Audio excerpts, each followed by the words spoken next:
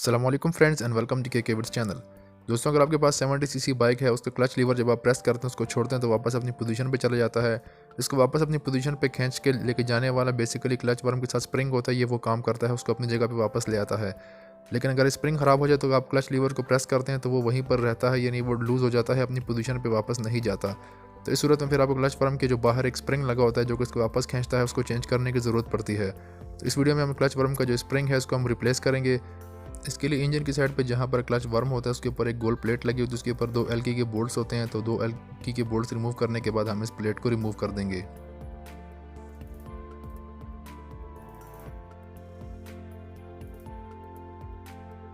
इसके बाद जो क्लच केबल होती है, जहाँ से वो एडजस्टमेंट उसकी होती है टाइट लूज़ की, वहाँ से हम इसको माउंट से बाहर निकाल लेंगे ताकि हमारे पास क्लच वर्म लूज़ हो जाए, आज़ाद हो जाए।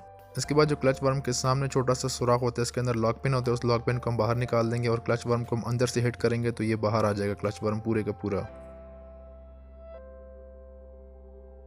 क्लच वर्म को बाहर निकालने के बाद इसमें से पुराना स्प्रिंग हम बाहर निकाल देंगे और उस क्लच वर्म को साफ़ करके उसके ऊपर नई ग्रीसिंग करके हम नया स्प्रिंग डाल के दोबारा क्लच वर्म को अपनी जगह पे इंसर्ट कर देंगे।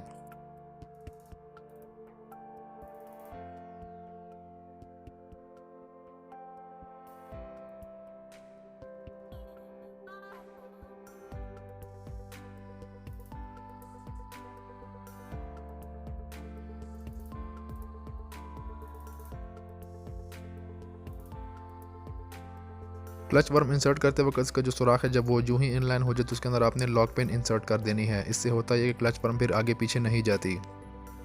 इसके बाद आपने क्लच वर्म के ऊपर जो हमने स्प्रिंग रखा था उसका जो हेड है, उसका जो लॉक है, आपने क्लच वर्म के आर्म के अंदर फंसा लेना है और उसके बाद जो क्लच वर्म की केबल है उसकी जहाँ पर एडजस्टमेंट होती है उस जगह पे आपने उसको अपनी पोजीशन पे बिठा देना है।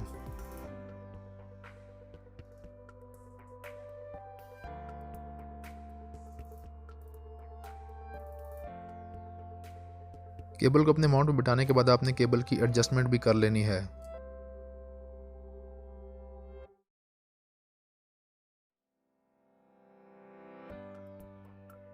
क्लच केबल को आपने थोड़ा सा एडजस्ट कर लेना है, थोड़ा सा आपने टाइट कर लेना है। उसके बाद आपने जो क्लच लीवर है उसको प्रेस कर देना है और उसके बाद किक लगानी है। किक को फ्री होना चाहिए और जब आप क्लच लीवर को छोड़ेंगे तब किक के अंदर ज़रा सी भी जो कि क्लच पकड़ के जो फ्री होती है किक, वो वाली चीज़ नहीं होनी चाहिए क्लच छोड़ने के बाद। अगर उसमें फिर भी वो चीज़ है तो आप केबल को एडजस्ट करके देख लें, जो एडजस्टिंग नट है उसकी मदद से। अगर फिर भी उसमें मसला है तो फिर आपने इसके अंदर जो है, जहाँ पर आप देख सकते हैं क्लच वर्म इस पतरी को प्रेस कर रही है, यहाँ से इस नट को आपने लूज़ कर देना है, उस स्क्रू को आपने टाइट या लूज़ करना है इसके अंदर वाला। ये बेसिकली अंदर क्लच जो हमारी फ्रिक्शन प्लेट्स होती हैं उसको आज़ाद करती है, इंगेज और डिसंगेज करती है। तो यहाँ से आपने फिर एडजस्टमेंट कर लेनी है, इस नट को आपने लूज़ कर देना है, अंदर जो स्क्रू है उसको आपने टाइट या लूज़ कर लेना है। फिर आपने देख लेना है कि जहाँ पर बेहतरीन सेटिंग बने क्लच पकड़ने की और छोड़ने की, वहाँ पर फिर आपने इसको नट को टाइट कर देना है।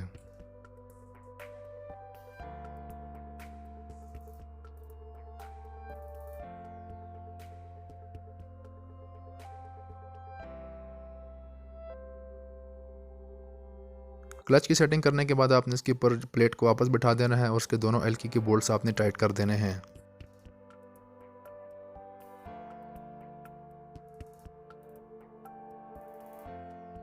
क्लच की सेटिंग कंफर्मेशन के लिए आपने बाइक को स्टार्ट कर लेना है, उसके ऊपर बैठ के आपने क्लच लीवर को होल्ड करना है और छोड़ना है। आपने सारी पिक वगैरह इसकी चेक कर लेनी है और तसल्ली कर लेनी है। तो ये तो सारा प्रोसीजर क्लच वर्म के स्प्रिंग चेंज करने के तरीक़ाकार। उम्मीद करता हूँ ये वीडियो आपके लिए मालूमाती साबित हुई होगी। वीडियो अच्छी लगी हो तो वीडियो को लाइक कर दीजिए, के विड्स चैनल को सब्सक्राइब कीजिए और बेल आइकन को भी प्रेस कर दें। अपना ख्याल रखिएगा। अल्लाह हाफिज़।